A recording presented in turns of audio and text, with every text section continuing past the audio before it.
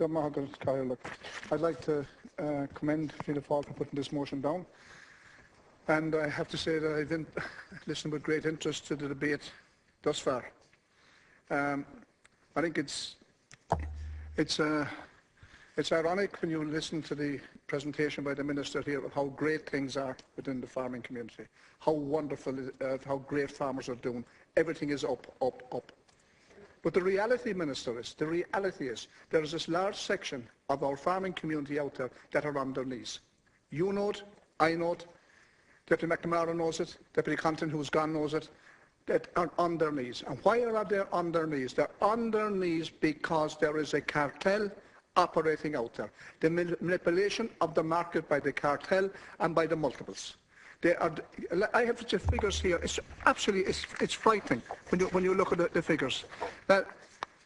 John Healy wrote in the Farmers Independent today. He calculated he's getting €600 less ahead for a Friesian steer now than he was in 1988, 26 years ago. He took inflation, the single farm payment into account, and he did his sums on what he came up with.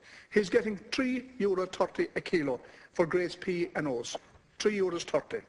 Meanwhile, Tesco is selling fillet steak at €35.94. Ribeye steak for €26.65 and round steak, minced round steak for €8.40 a kilo.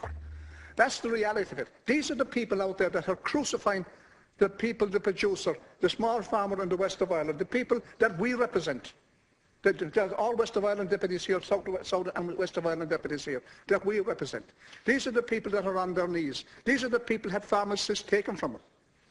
These are the people that there's no social structures or nothing to help them with it. And you have the likes of the big barons at this point in time, and any time that they want to, they can manipulate the market by brawling on their feeders to suppress the market and bring the price of cattle down. And that's what they're doing.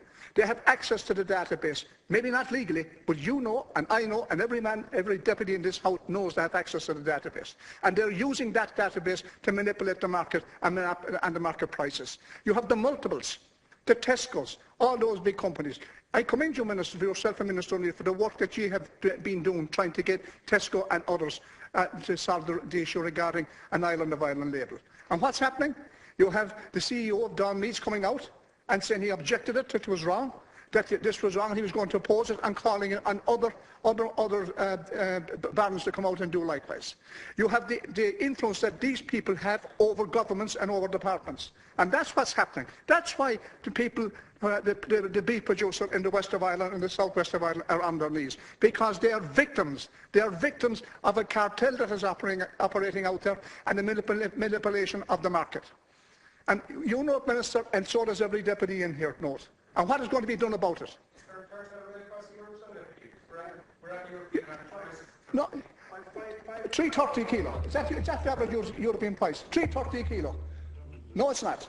It is not $3.30. And then you have a situation where it was brought up by Deputy McNamara and Deputy Connaughton about live exports. If you don't get live exports up and running quick, to take the surplus cattle, second-grade cattle out of this country, it will collapse further and further. And it will make matters worse, absolutely worse, for the producer. And the consequences of that there's huge social consequences of that, particularly for people on marginal land, for people who are struggling trying to survive and get off their feet and get going. You have a responsibility, Minister, and I have a lot of faith in you. Believe it or not, I have an awful lot of faith in you. I think you're quite good at your job, but you need to grow a pair of balls and take on the multiples and take on the beef barons. They cannot be allowed to get away with it. They have manipulated the farming organisations. They have everybody sucked into what they're about at this point in time. And these are the people that are destroying rural Ireland. They're destroying all our constituents out there by what they're doing. And they're allowed to get away with it. So all of us together, make a stand and say it here loud and clear that the Larry Goodmans and people like that, the cartel that is operating out there, that this will stop, and it has to stop. And the multiples out there, that they will decide that we will not accept an Island of Ireland label, in order again to manipulate the market for their selfish benefits. That this has to stop. And I would ask the Irish people to come out and boycott them. if they don't relax what they're at this point in time. Charging $35.95 a kilo for what they're getting for the farmer getting $3.30 a kilo. That is grotesque. It is wrong. It is criminal, and it has to be resisted. It has to be stood up against. I call on Deputy Michael Culreevy. 5 minutes, Deputy. Minister, I know that you thanked Deputy O'Keefe for putting forward his motion, and then you began to tear it asunder. But there is no doubt about it that beef farmers and indeed the hill sheep farmers, when we had the ridiculous proposals on commonage, vegetable growers, many groups of farmers are suffering and were suffering and continue to suffer.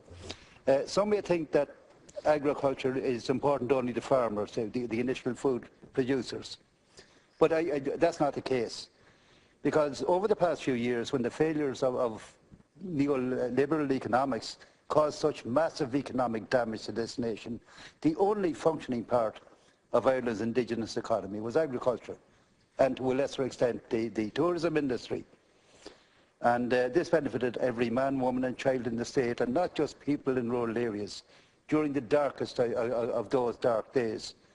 And despite the trumpets, our economic spring or summer hasn't yet arrived. But now agriculture, and farmers in particular, and